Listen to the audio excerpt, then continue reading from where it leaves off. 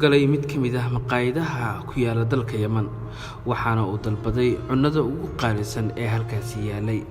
Laakiin kadis waxaa ku noqday in uu arko laba caruur ah oo aad u baahan, kana soo eegaya bannaanka maqaayadda.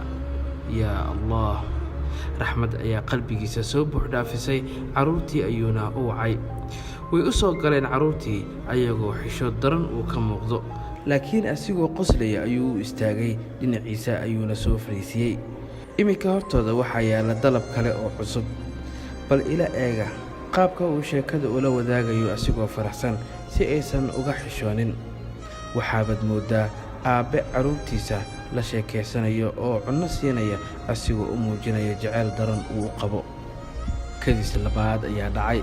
Ninkii maqaayadda iska lahay waxa uu la socday qaabka ay wax u dhacayeen, waxa uuna diiday in uu lacagta ka qaado ninkii caruurta yar quudiyey, asigoo ugu qoray warqadda lacagta cunnada lagu bixiyo.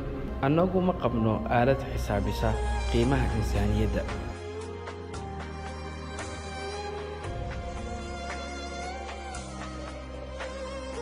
Insaaniyaddu waa shay qaali ah, waxa uuna Ilaah qalbiga u geliyaa qof nasiib leh.